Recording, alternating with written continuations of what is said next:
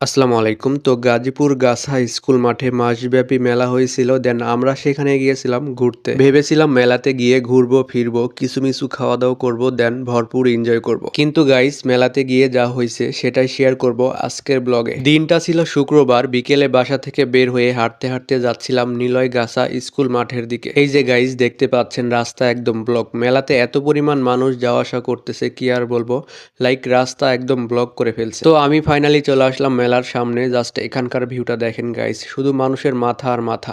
এত পরিমাণ মানুষ কোত্থেকে যে বের হলো এখানে দাঁড়িয়ে কনফিউশনে পড়ে গেলাম। এনিওয়ে, তো এখানে দাঁড়িয়ে থাকলে চলবে না, একটু ভিতরে যাব, দেন পুরো মেলাটা ঘুরে ঘুরে দেখব। তেমন কিছু কেনাকাটা করব না, হাতে ওরকম টাকাও নাই, জাস্ট ঘুরতে আসছি আর কি। এই যে দেখেন কি পরিমাণ মানুষ, মানুষে ভরপুর মেলার বাহিরেই, তাহলে ভিতরে গেলে কি অবস্থা হবে সেটাই ভাবতেছি। হাঁটতে হাঁটতে একটু সামনে গিয়ে দেখি এখানে সবাই গোল হয়ে হুড়াহুড়ি করতেছে, তারপরে উকি মেরে দেখি এখানে সবাই টিকিট কাটতেছে। এখন বুঝলাম আজকের এই মেলাতে এত ভিড় কেন, আর টিকিট নিয়ে এত পারাপারি কেন। আজকের এই লটারিতে 2টা মোটরসাইকেল এবং 1 ভরি স্বর্ণের লটারি আছে, আর সেই সাথে তো আরো অনেক পুরস্কার আছে। আর আমরা বাঙালি এরকমই, সব সময় লোভে পড়ে থাকি। লটারিতে মাত্র কয়েকজন প্রাইজ পাবে, আর এখানে টিকিট কাটতেছে হাজার হাজার মানুষ। সবশেষে পাবে শুধু কয়েকজন, আর সবাই শুধু আফসোস করবে। মেলাতে সবাই আসে ঠেলা খাইতে, তো আমিও ঠেলাঠেলি করে এখন যাচ্ছি ভেতরে। কিছু করার নাই, এত মানুষের ভিড়ে ঠেলাঠেলি করেই যাইতে হবে। সবার দেখা দেখি আমিও একটা টিকিট কেটে ফেললাম। আর টিকিট এখানে বাধ্যতামূলক, টিকিট ছাড়া ভেতরে প্রবেশ নিষেধ। আর